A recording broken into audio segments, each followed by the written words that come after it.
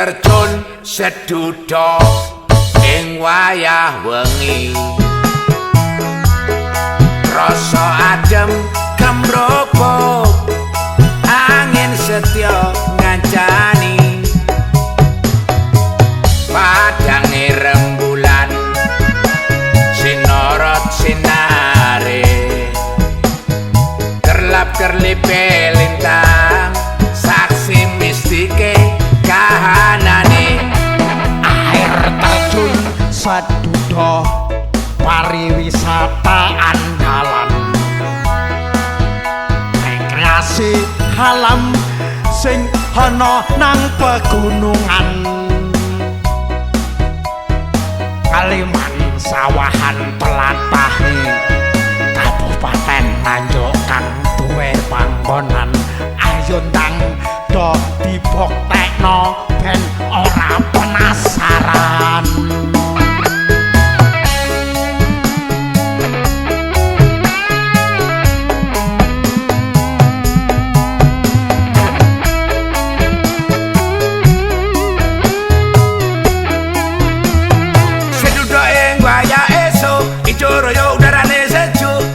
pas wayah awan indah pesona menawan seduda ing wayah sore nyuguke banyu pancurane gede angin gununge mulane rame tenan ratusan krojokan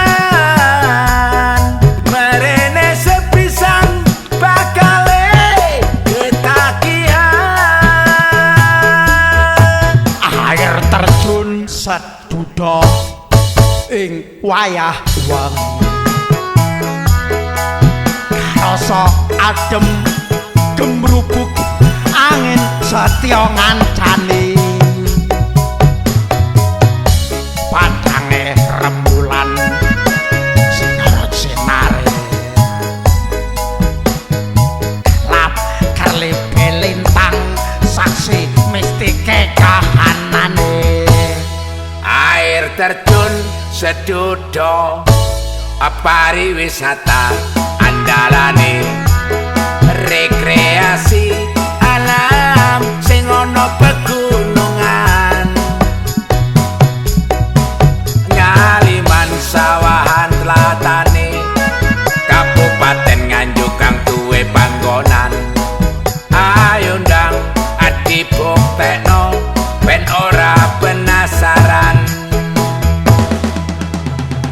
seduda nak wayah esuk ijo royo-royo udarane sejuk seduda pas wayah awan indah mempesona elok menawan seduda yen wayah sore nyuguhke terse banyu pancurane gede